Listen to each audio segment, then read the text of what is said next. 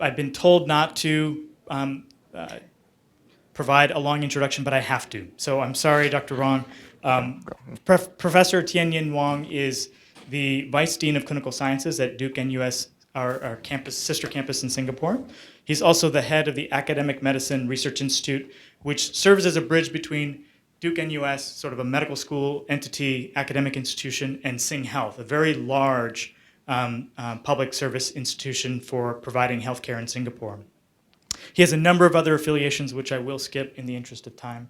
But I'd like to give a brief bio just to give you a sense of the type of people and collaborators in Singapore that we are trying to build more bridges with. Professor Wong went to medical school at the National University of Singapore, completed his residency in ophthalmology there, and then completed a retinal fellowship at the University of Wisconsin as well as the University of Sydney in Australia, and then also did an MPH and PhD at Hopkins. His research is widely known in the ophthalmology field as well as other related areas. His work focuses on retinal diseases, including diabetic retinopathy and age-related macular degeneration. But he has a very broad-based research program that includes epi, clinical translational work, as well as novel retinal imaging methods to predict disease risk. He's published over 1,000 publications, including several in the New England Journal, Lancet, other top-tier journals, has been continuously funded for many years with millions of dollars of investigative work supported both by national efforts in Singapore but also internationally. Currently, he, in his role as Vice Dean of the Office of Clinical Sciences at Duke-NUS Medical School, he coordinates clinical and translational research strategy and execution across SingHealth and Duke-NUS, the combined academic medical center. As head of the Academic Medicine Research Institute, he facilitates and plans the development of support of clinician scientists and clinician investigators across the campus. He's been awarded numerous awards for his leadership both in research but also in developing programs that facilitate clinical translational work. An anecdote I'd like to share is the pace at which Professor Wong and others in Singapore I've witnessed work is phenomenal. Just one sort of anecdote nationally in Singapore. It's a country that just celebrated its 50th anniversary last year. It went from third world to first world within that span of 50 years. This campus celebrated its 10-year anniversary last year, and the work they're doing is truly remarkable. And one of the reasons we wanted Professor Wong to talk was to actually help us leverage that amazing body of work and infrastructure to find more and more synergies between the campus here and the campus there. So they've already developed a world-class program. There's obviously lots of wonderful work being done here, but I invite all of you here in the room and watching potentially later to reach out and find ways that your research programs may interdigitate with the programs in Singapore for all of us to find better solutions to improving health of our patients. Thank you, and please join me in providing a warm welcome to Dr. Wong. Thank you. Thanks very much. Let's see whether that's on. Yeah. Thanks very much, Dr. Patel. I think we know each other for maybe 3-4 years now, and I think it has certainly been a short journey, but quite an exciting one, essentially. And I think that Dr. Patel kind of gives a bit of sense of what we are trying to do here in really a sister campus that is quite far away, but I think maybe offers opportunity for all of us to work together. So I'm going to share you some of the things that we've done in the last 10 years. So the Duke-NUS has been set up for 10 years. It has made remarkable progress, but it still needs a lot more work, essentially, along the way. But I think it offers an opportunity for people here, at least, to see how we have started, how did we get to where we are at, and some of the challenges that we face, essentially, right? So I'm going to do it in 3 parts, and there will be a short video which I would like to share with you, which is a very exciting video, at least for us. Maybe it's more exciting than a talk, but you should at least see that. I'm going to introduce a little bit about Singapore and our healthcare situation there, right? And what are the challenges that we have over there? And then I would go into this really important question. Why are we doing this? Why does Singapore need this? And maybe why do Asian cities, other places, why do they need this, right? I mean, what's so important and unique about healthcare sector that we need research? And then where are we in our journey? And this is where I'll share some of the lessons that we have done and how we have kind of come to where we are at, right? So this is where I think I'll start talking a little bit about this. So as Aptal was saying, we are now at 50 years. So it's a really quite a small country, Singapore. I mean, it was found, the British people discovered Singapore as a small little island with not much going on more than 150 years ago, right? But Singapore as a nation separated from the British Empire at that time, right, in 1965. And so 2015 was 50 years of that development. And 1965 to 2015, I think Uptel has kind of mentioned that, it's kind of been very transformative, right? It was a port, as I said, maybe there were a bit of these small little sailor boats there, right? And now this is what it looks like in Singapore. And that transformation has been studied many times of how it got there and so forth, which I won't want to share with you because that's not my area. I'm not a politician here to sell Singapore, right? But that's Singapore. If you get a chance to come by and visit us, for those of you who have not, those of you who have would have seen some of the things, and we're continuing being, there's new developments all the time, right? But I think one of the things about Singapore is this whole frustration, this fear of irrelevance. I want to make that quite clear, of saying, why are we, can it disappear, right? A fear and a healthy dose of discontentment. We are not really that satisfied with where we are at, although we have done well. And there's always this fear, we'll never see another 50 years. There won't be a Singapore at 100 because it should not be there. If you read about the history of some of the founding leaders there, right, there's no real necessity for Singapore to be around it's a small little island. As I said, you can't find it on the map, even if you wanted to, and you got to enlarge it several times before you can find it. And many times, all the time, right, when I first started coming to US when I was a student, and people say from Singapore, so how is it separating from China soon? And we are kind of say, well, that's Hong Kong, it's not really Singapore. So it's all those kind of stuff. Some of you might have the same thing, right? You won't be able to find it on the map. Just like when we said we were going to collaborate with Duke, where's Durham? It's in the middle of it, a little bit of that analogy. But it is really always trying to think, right? It's a small economy.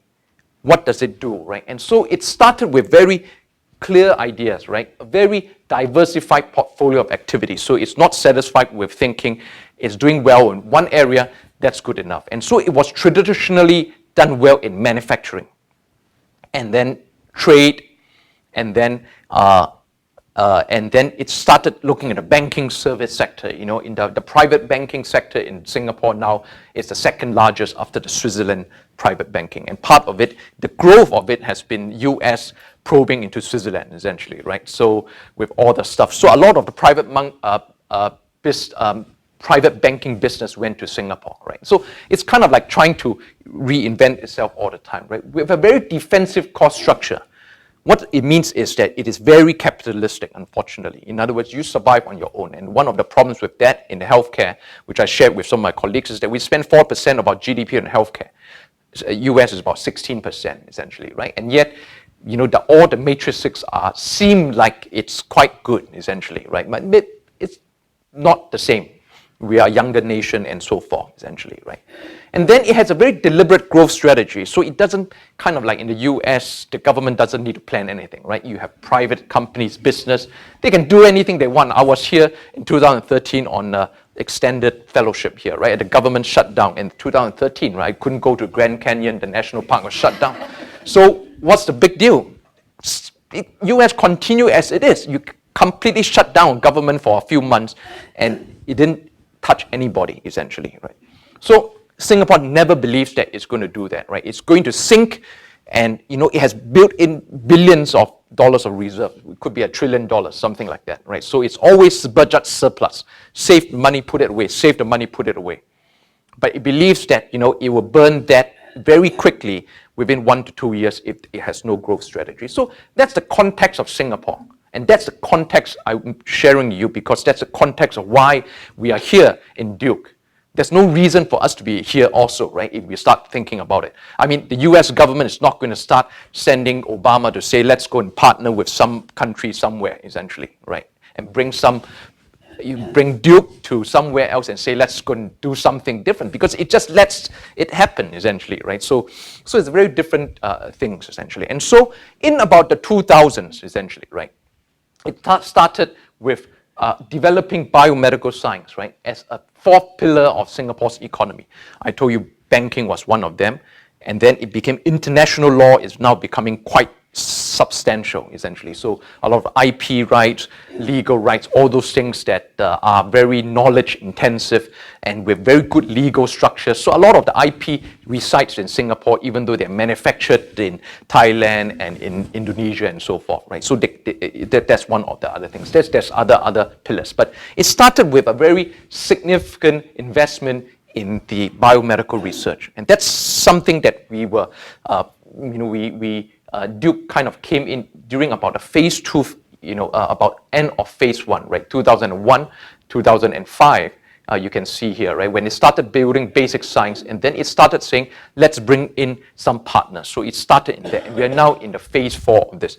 It's a small budget in totality, but by percentage of GDP, it is in the 1 to 3% range, essentially. So it is significant from that. So it's modeling after Israel in one sense, right? That kind of money has been put in, essentially, right? So let's look into healthcare, right? So the healthcare is like this, right? SGH is a bastion of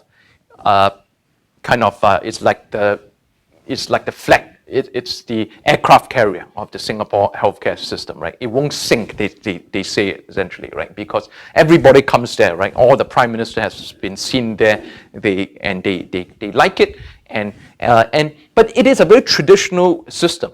It's a system whereby it sees patients and it provides medical care, and that's what it has been doing for 150 years. So we're talking about a new upstart trying to develop something, bringing in Duke into a system, so you have the Americans coming in and so forth, right? And you're saying you're going to try and touch this 150-year-old institution where you have many generations of prime ministers have seen it and so forth, and you're going to say, let's try to change this system, right? So that's the challenge that we are facing, right, from there, right?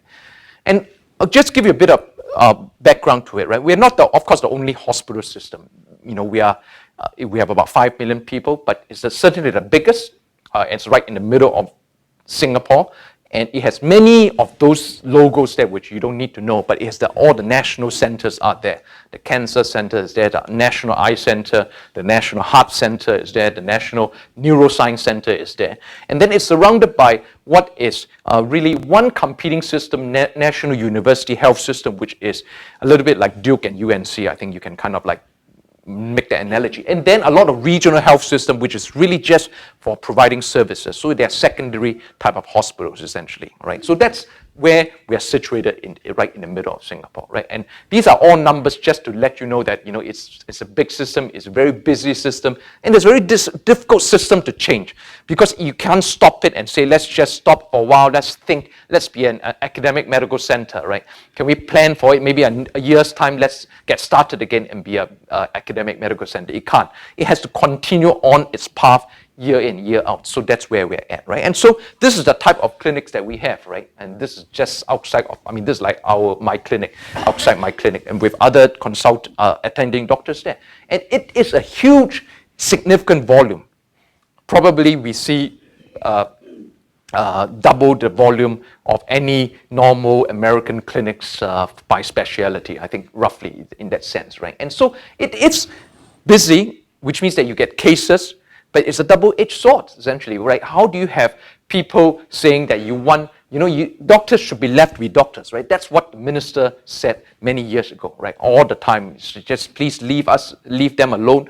Your biomedical science, initiative that you've invested money, don't touch the doctors. We're struggling with patients. So it's been that kind of system for many years. So why should it change, right? So why should it change? So let's look at this, right? Why it should change is because things started developing, right? People started questioning how care was delivered. I think this is a very useful article. I think Duke probably looks at it all the time. I think, and the same thing happens. It's not unique to Duke, right? What patients want. They wanted more choices. They didn't want a 5-minute consultation, take this medicine and come back in 6 months. They want to know what's their prognosis. They want to know, you can't treat me today. How do I get treatment? Then where should I go? What are you going to do about it, essentially? So the same kind of things that you are faced with, we started looking at it. And it wasn't going to be answered by some of those things that we were thinking about it, right? And so some of the things about thinking about it is like saying, where are we with this, right? So we were very, on this kind of curve, right? Looking at acute care, so it's fine. That's how 4% GDP could be spent, essentially, right? You have an emergency, you come in, you get that treatment, appendicitis, and you leave the system, and you're fine for another 10 years, right? So that's how we can spend 40%. But now it's different, right? Everybody has diabetes and so forth, and it becomes looking at what we really need to do. It's a changing system in a new developing world. All right, and Singapore is not immune to what the US and other countries are really looking at, essentially, and probably is a model for what is likely to happen in the rest of Asia. That's how it is. So that's where we are at in terms of the situation. So I hope you understand that context. So before we move into this, I'm going to just show you that video of where we are at, because so that you can also understand a little bit about the system itself and what we are trying to do, because it is quite exciting from our perspective, essentially, right?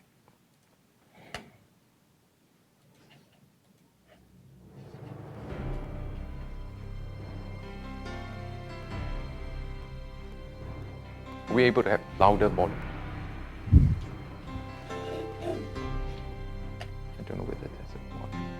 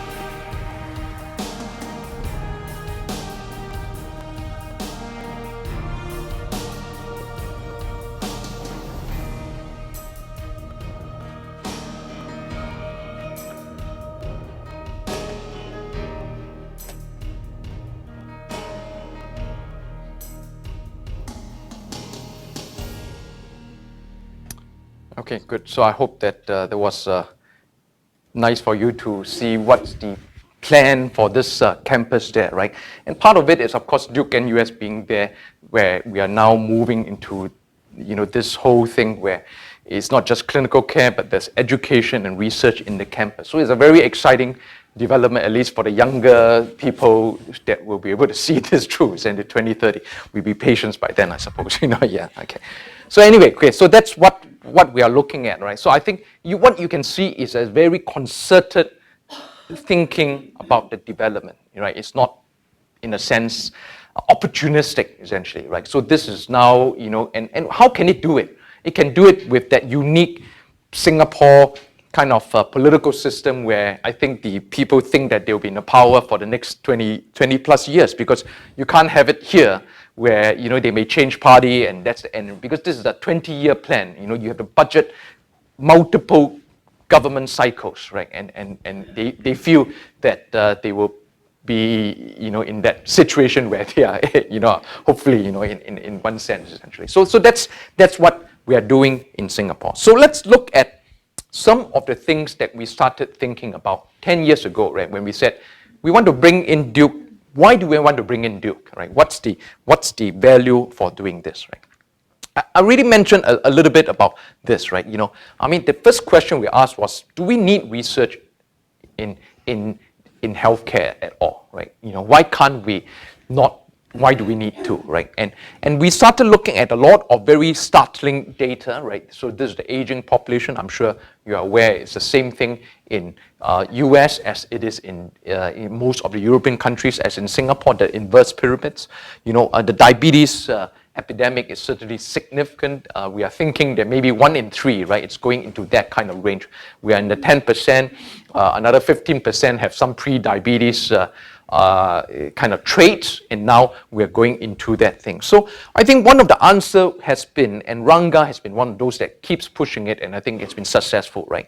You can't just keep adding hospitals and building hospitals and adding doctors and getting medical schools, right? That's not going to solve the problem. So you really need some way of thinking about exactly how are you going to solve this healthcare problems that we're looking at. I think a lot of things have started, as I said. A lot of patients kind of like looked at have been asking, right? We are leaders in this and that, and we are doing well in, airport and in, IT and other things. What are you doing about the healthcare, essentially, right? If you can't find a medicine, why aren't you doing something? So it was quite significant that many patients are now thinking that you're going to have to find a solution for us, essentially, right? If you don't find a solution, then tell me where you can go. And a lot of the times we will have to think, we do need. So a lot of clinicians who traditionally have never thought about this have been pushed by their patients to start thinking, yeah, well, let's look at this. A lot of people will be asking, is there stem cell? Are there gene therapies? What's the new treatment? And so forth. So those are very important drivers for us thinking about doing research. The second thing that we have always been very clear about, with the minister always asks us, do you buy or do you build? Right? You can buy things, like we don't make cars, we just buy cars, right?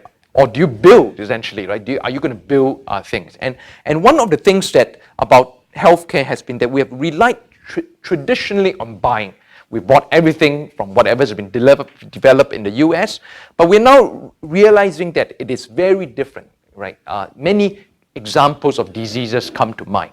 One of the things, I'm an ophthalmologist, and one of the things that I know will not be favored and funded in the US, and therefore there won't be treatment for that, will be myopia. It's not such a big problem, but it affects 60 to 80% of our Singaporeans, essentially, right, and Asians for that matter. So who's going to solve the problem of myopia in Singapore? It's not going to be done by the US or Australia. We tried putting a grant in Australia when I was there. There's no chance of it, being successful. And the same thing with many diseases that are now thought to be different, essentially, like liver cancer being one. And so I think there is now a lot of thought about the fact that some things we're going to have to build. Not everything, but some things we're going to have to build. We can't just buy it, essentially. So that was also quite important into thinking about research, essentially. And then there was this question about, we started with many investment in A-STAR, which is the equivalent of NIH, right? Big intramural programs, right? Of course, NIH is a little bit different. It has hospital systems inside it. But a lot of the work was done in the universities and in the research institutes. And it really didn't happen in the healthcare sector. You saw my earlier slide. I mean, it was a clinical hospital. So a lot of things that was discovered couldn't be translated. A lot of the research institutes had to get samples from overseas, essentially, because they didn't work with the clinicians enough. So, so there are some early papers, which was supposed to be a success, right? They had significant development in NPC, right? NPC, nasopharyngeal carcinoma. But a lot of the samples were taken from China because they couldn't work with the clinicians, or their relationship with the clinicians was not strong enough for them to understand that. And then, therefore, I think a lot of things were developed and not used that way. And so I think very importantly, it was thought that for this phase of the biomedical research, it needs research at where the needs are, essentially. So there's no different from Duke in one sense, right? You are an AMC because you are able to kind of put both A and B together to kind of apply those research findings, essentially. And I think the clinical community therefore was tasked, despite it being such a busy place, to be part of that solution for finding this. And this is definitely, obviously, a major ask, essentially. So if you're thinking, okay, we're going to try to do this, right? One of the questions was then, how do you do it, right? How are you going to do that, right? How do you get started, essentially, right? People were not trained to do it. They didn't have the expertise to do it. They wanted to do it, but they don't know how to do it. And of course, you have people like this guy now who's not here in Duke anymore, or maybe his shadow is still here, or his, so forth. But I think there was a lot of leadership at that time. Ralph Snyderman was one of the key people. Mike Merson, who's still very influential in Duke,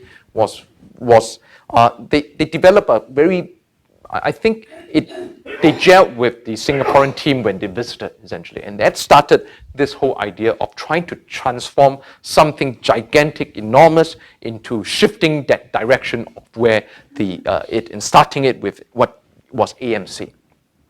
And this was 2003 when they started looking at this, and saying, some people are saying, is this an expensive medical tutorial college, or is it going to transform Singapore medicine? Right? It's very expensive. It's to bring Duke, with its prestige and its reputation and its curriculum and its faculty, and to move it 24 hours. We are 24 hours away. I mean, kind of. You need to travel that kind of time, right? But 12 hours difference, essentially, right?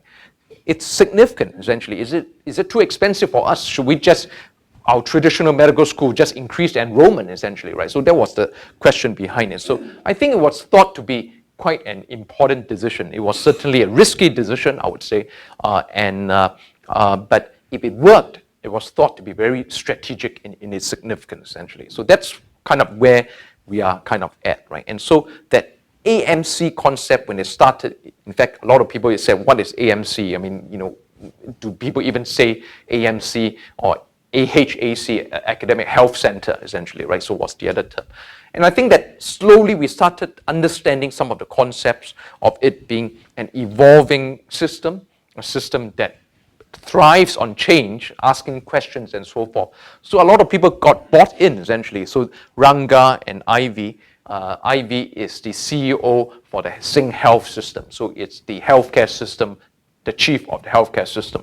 And Ranga obviously is the dean of the Duke-NUS, and that partnership started with them looking at what we are trying to do, right? Trying to generate some energy, some changes, into a system that is very, for 150 years, kind of like just did one way, essentially. And I think that there was a lot of recognition about other benefits of it. One of the fact was that, it kept people in the system. And it has been shown, For example, in the US and certainly other places that if you have a public healthcare system that rewards different types of people, that have different career options over time for people, and that they're energized with not just a simple line of work, essentially, right? That you keep people. And some of the initial results, when we started seeing the attrition rates of people going into private practice, essentially, suggest that there might be a little bit of dampening of that, essentially. We are not yet sure, essentially, because it was also thought that maybe these clinicians might all leave, essentially, right? It could have been the other way. You know, you start asking everyone to teach and to do research, maybe someone say, look, that's not my job, you know, I'm not bought into this thing. So it could have been the other way. But I think that it's been positive in one sense, and we have looked at that. And there was a lot of other things that kind of benefited from that.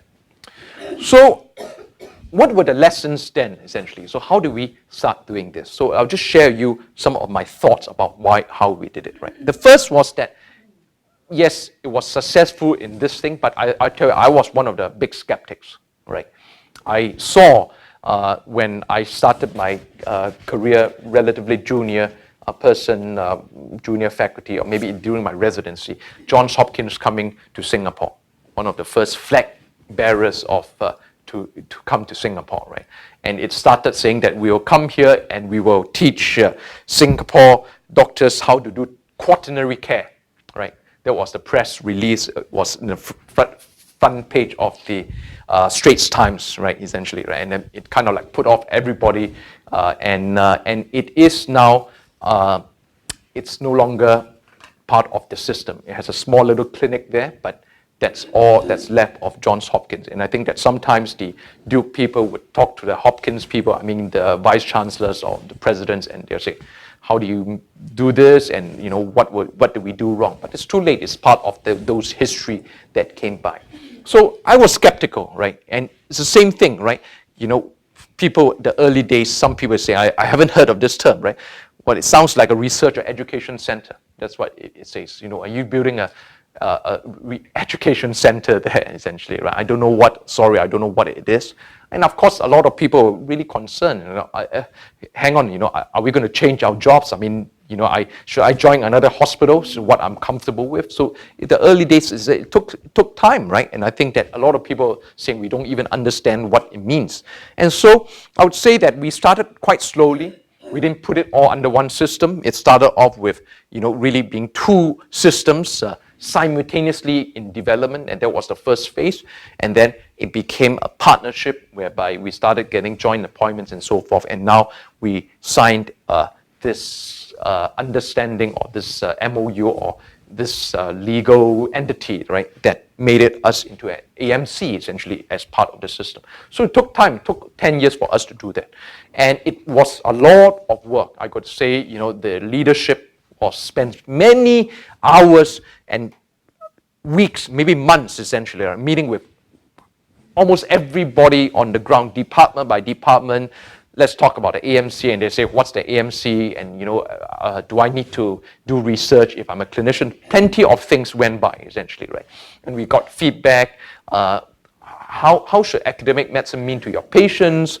What does it mean to you? And so forth. So it was a slow culture change. It can't happen overnight. It can't happen because people say, okay, this is how it's going to be. Let's stop today. Tomorrow we're in AMC. It doesn't happen. I think that is the situation like what we always know, right? And it took a long time, right? And I won't go into some of these things, but basically it's many years, you know, of trying to get things going. This is SingHealth on top, and at the bottom is Duke-NUS, right? And then starting in the middle of the 2010, essentially, when we came together with a joint research master plan, we set up a research council which brought together the vice chairs of the different departments together. And then we started with collaborative grants and platforms and so forth, and so forth, essentially, right? And joint institutes, and that's where we are at in 2016, where we have the phase 3 Duke-NUS plan. So the phase 1, first 5 years, phase 2, second 5 years, we are now in planning for the phase 3, the next 5 years, essentially. So it's been very, in a sense, rapid, even though it takes time. but it's been relatively successful, and we are now in the phase 3 thinking where it's going to be. And one of the second lesson that is very important is that when we started, we created functional rather than structural links. So because people start saying, okay, you're an AMC, what does it mean? Do we change our department structure? Do we change everybody, which is a clinical department, into an academic department, right? And so we created programs rather than departments, essentially. And it was not that simple. People didn't understand what does ACP mean. It doesn't replace our department structure. So within the ACP, the program, we had a vice chair for research, vice chair for education, vice chair for clinical service, right, essentially. And that kind of suggested to people that we were intent on building something on top of the traditional clinical department. And it took a while for us to get the concept right, but it gave roles for other people, really copying a lot of it from Duke, essentially, with the 3 different vice chairs in each department. And then linking with the Duke signature research program, which is a basic science program, and then building different platforms underneath that, something that we have now called a hub to support it, right? So this hub, maybe it's a little bit like DCRI in one sense, where it supports the clinical and translational research in the campus, essentially, right? Trying to put all the resources together. That was what we did. And this is creating joint institutes between the Duke-NUS schools and the SingHealth, different, the heart center, the eye center, the cancer center, trying to create that. And then we thought that was quite important. The signal for having Duke there won't work if the healthcare system did not start investing significantly in research infrastructure. And that's what it did for the last 5 years, essentially, right? Trying to build the basis of a large research enterprise, getting the animal facilities, the genetics lab, and so forth. So those were quite important. And then having a shared roadmap. So we started, with a first joint research master plan that came between SingHealth and Duke-NUS together and said these are the goals of what we wanted to do. We had very specific timelines, and then and it was in general quite successful, and I'll show you some of those things. And then we have now in our second joint 5-year master plan where we brought everyone together, and we are now saying that we would like to continue doing this, plus look a little bit at translation of health outcomes. How do we measure it? How do we bring it into practice? So those kind of master plan allowed us to develop programs along the way, right? So our research focus areas, kind of like over here is what you can see. We thought that we wanted to do well in a few things, but we don't need to cover every single disease, every single area itself. A lot of it is with the Duke signature research programs, but it also fits in with what the Ministry of Health was keen about doing, and that was part of our strategy to look at this. And then we built an ecosystem for clinician scientists. A lot of them came from work with, talking to people from DCRI, the Office of Faculty Mentoring, and many visits between Duke-NUS and Duke, and looking at how you have looked at grant success and so forth, a lot of things that you've done, right? And so these here are your traditional grants, right? So transition award would be like the K awards, and then CSA and STAR would be like your RO1s, and then the STAR would be major program grants or major career development type career awards, like a Howard Hughes investigatorship, essentially, right? So that's the national awards. It's always been there, but it's not that easy to do this. So we overlaid things that we thought was useful from our side with a lot of pilot awards, bridging funds, essentially, and getting mentorship. The Cool Mentor Research Award, for example, was from a philanthropy that allowed us to develop people along the way, right, and to help them move on in this kind of career, and that allows us to keep moving that pipeline out, essentially. And when we started looking at this, we said, let's get some feedback. So in 2010, we interviewed a lot of the doctors. We said, what does it mean if you want to do research? In fact, a lot of those who are interested in research, what do you want? He says, this was what they wanted to do in 2010, right? They said, we want leadership, commitment, support. Don't tell us that you want research and then my chairs are not interested, essentially, right? Second, we want to have academic heads of department, right, with clinical directors. That's what in the academic clinical departments. We want parallel academic and and clinical tracks so that we can progress in both the academic and the clinical careers essentially, and then with competitive compensation and protected time. Things that are quite familiar. I think, if you ask your clinician scientists or clinician physicians here, they will tell you this is what we want. And so we looked at each of them and made sure that we addressed this. And a lot of them were addressed by setting up some of the joint institutes for this, right, with early career grants. So the Academic Medicine Research Institute, as Dr. Patel has mentioned, is kind of modeled after your Office of Faculty Mentoring, which is looking at individually how you want to progress, what should you do, how do you get your grants, and so forth, right? And so we've identified high potential young clinicians, and then we've gone through many different kind of schemes that allows them, this being one of them, the academic medicine enhancing training healthcare outcomes and standards. I mean, it's an acronym, but it's one of the schemes essentially. And this is how we have grown our clinician scientists. So these are people who have either K awards or have one of these career awards. So you can see that it has started growing in that direction of what we wanted essentially, right?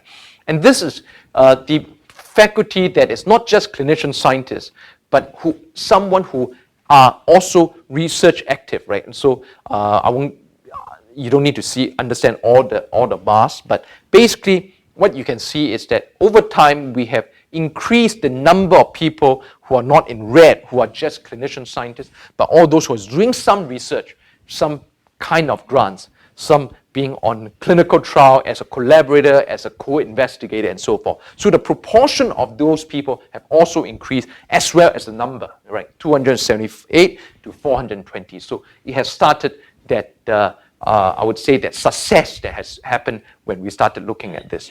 And some of the outcomes have been like this, essentially, right? People who are young attending doctor, and saying, maybe let's just try this out, join the program, and then has kind of gotten an award, and K award at the end of it. It took 2 or 3 years. Another doctor that found this mentoring and guidance useful for them. We provided them with some medical editing, writing workshops, something very simple, reviewing their grants before that, so when they presented some of their work before they submitted a grant. Same thing with another person, and plenty of examples. We are very happy with some of these young people who never would have a chance in the old system when there was no opportunity. You would just apply and you be successful. You're not successful, you go back to your clinical work and you forget about it essentially. It will not happen. So all these are signs of success that we have kind of gotten, and we've been very happy with many of this. It takes a lot of individual work because each one takes a lot of time, and I think it's the same situation in here in Duke as well when you look at our Office of Faculty Mentoring. Then we had a lot more of communication sharing. So some of the things, this is a corridor that we have here. We try to make sure that things are seen and are felt, and this is where we put in not just the clinical care but research education, so they're seen in the hospital essentially. Not unlike Duke, as I said, you walk around, you can see and you can feel proud that you're in an academic medical center because all these things are seen. So the patients see it, the doctors see it, they see it in the lifts, they see it in the corridors, and even trying to get patients, this is in the corridor of the Singapore General Hospital, right? Trying to get people to participate in trials, essentially, right? And we've done a lot of work in trying to increase that, essentially. We've recognized people, trying to get, this is a published award, which is for good best papers that you've submitted and so forth. And then some of them have gone on to get very national awards, President's Science and Technology Award, which is the highest award in Singapore, essentially, for science and technology. So it's taken a while, right? But we have gotten SingHealth, Duke-NUS has gotten 3 or 4 of those awards since it started. And then I think the last thing that's important is to ensure, very importantly, that we have stories that tells the success. In other words, what do the research end up? How is it going to be successful? So we are very careful about trying to make sure that it reaches some of these kind of outcomes.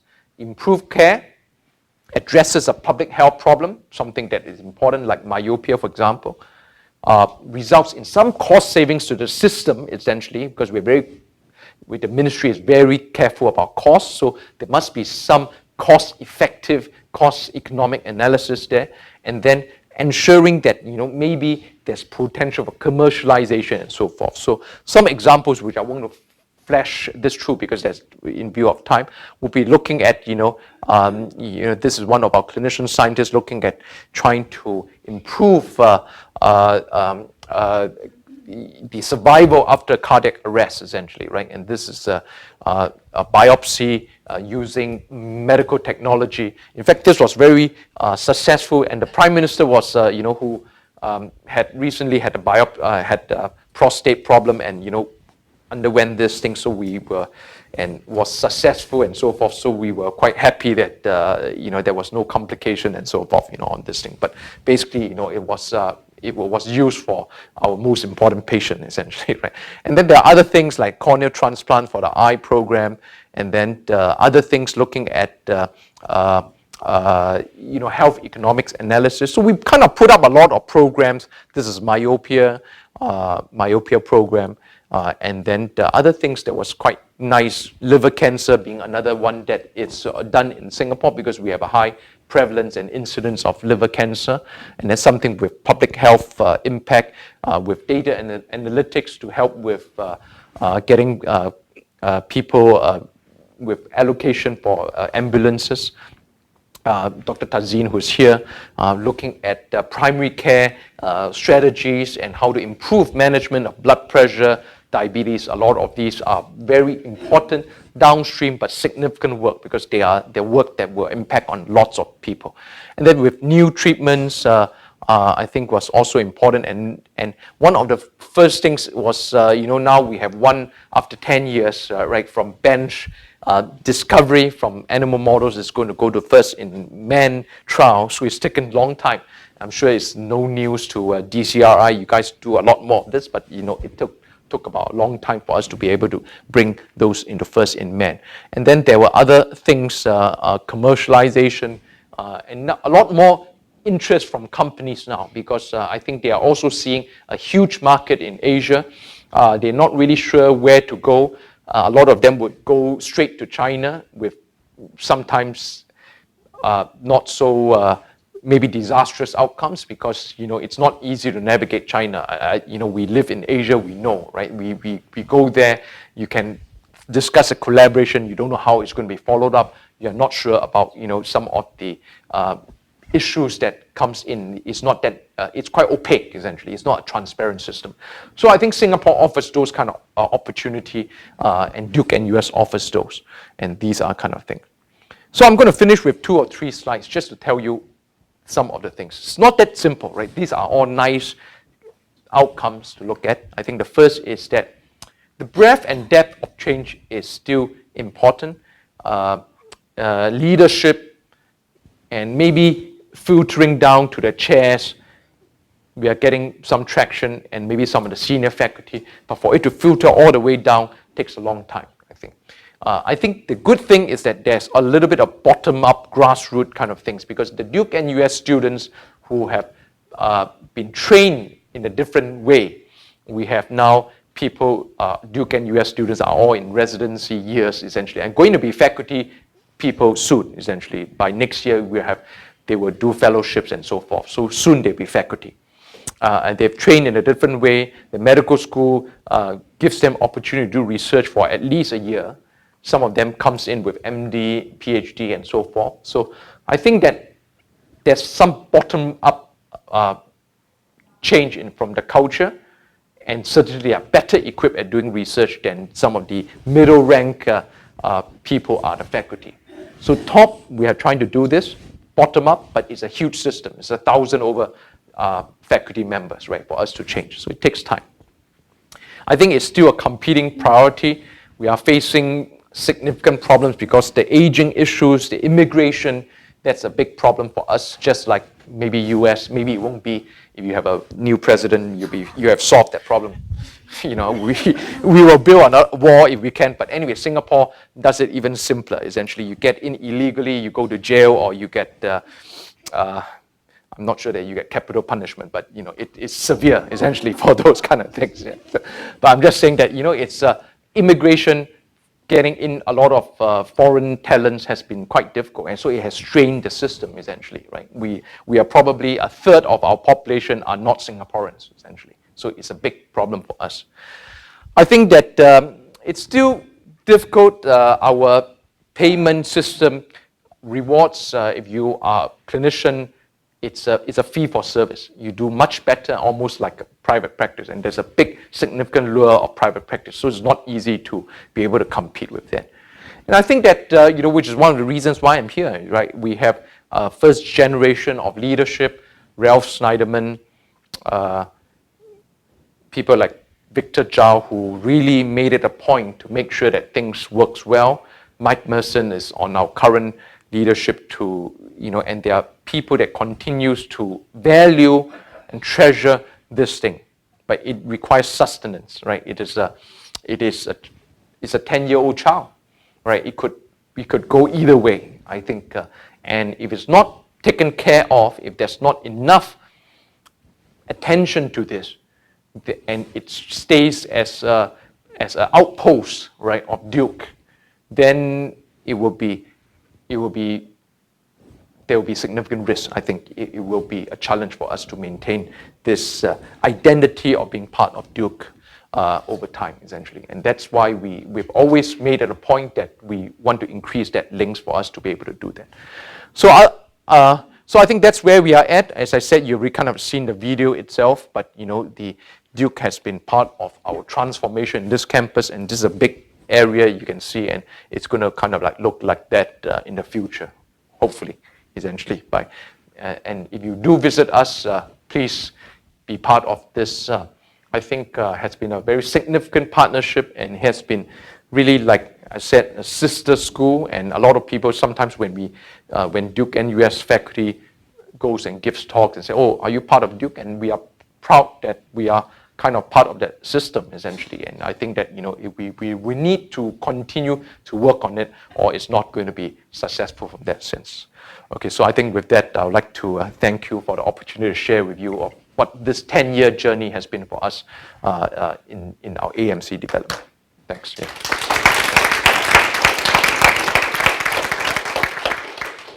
Thanks, Professor Wong, for a really remarkable tour of the journey that you guys have been on. And it's been a personal privilege to be a small part of that over the past few years. So welcome. Any questions from folks here? Scott, yeah. Ken, what's the best short-term opportunity we can take advantage of within the next year? Well, I think Rand and Mike Holzer is doing that well, and Glenn and Jamie is trying to do something together as well, and I'm doing something with Heather Wilson. So I think something where the NUS Duke grants would be the first opportunity, right? There continues to be useful opportunities to visit, and there are various sources of funding available for that. But I think it's important to identify that person or that link that you can work with. I think that's the most important, essentially. I mean, it's some people have kind of visited before on a tour, but without that connection, it's a little bit difficult. So I think Rand and Mike, because they and Tin, they just kind of like keeps. They're really very keen about that collaboration. That works out well, essentially. So I think that would be the first opportunity. But I think for some people that have done this for a while, like what Tom did for 8 years or so, then another step would be to have some significant time in Singapore. I think that would be useful.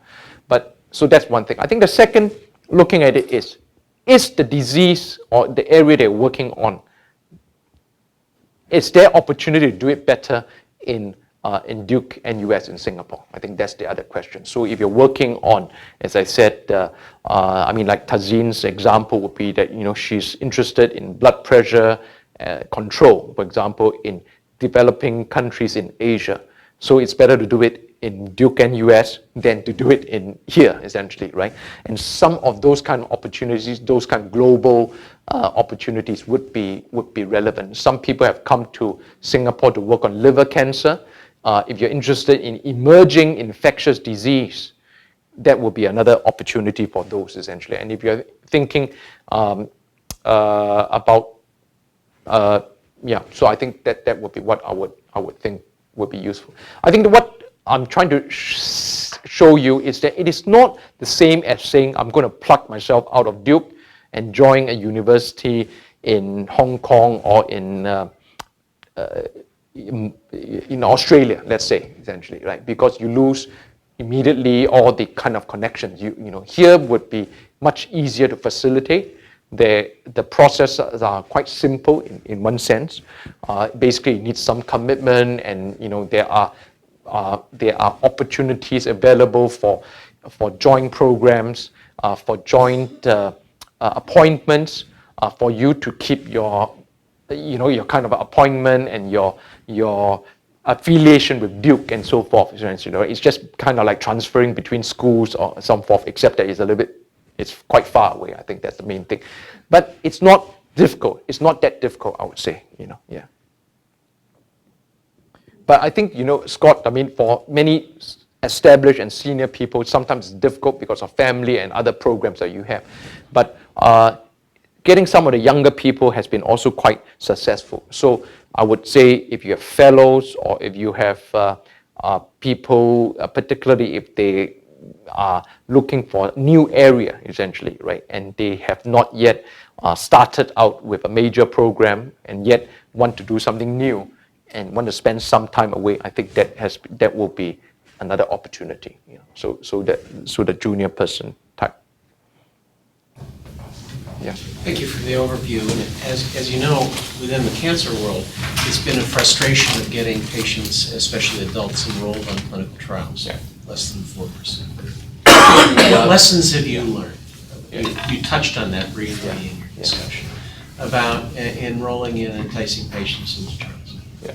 I think one of the things about Singapore, which is good and bad in one sense, is that if there is active treatment control, it's quite easy to it's easier to enroll, and the reason is that everyone is fee for service essentially, right? So there's no insurance plan for them. A lot of patients in cancer center are on trials because it does pay for at least standard of care, even if you are on the kind of like the active control arm, essentially, like standard of care. So that has been significant for us, even in ophthalmology, for example, where the treatment is so expensive that if you have active control, it's fine. Placebo control, I think, is a challenge everywhere. I think that's the thing. Yeah. But cancer patients, they do. It's quite a high enrollment of trials. Plenty of patients for that. Once you are in a system where, like in Australia, I find that it's impossible to get people on trials because the Medicare pays for everything essentially for those treatments. You see. Yeah.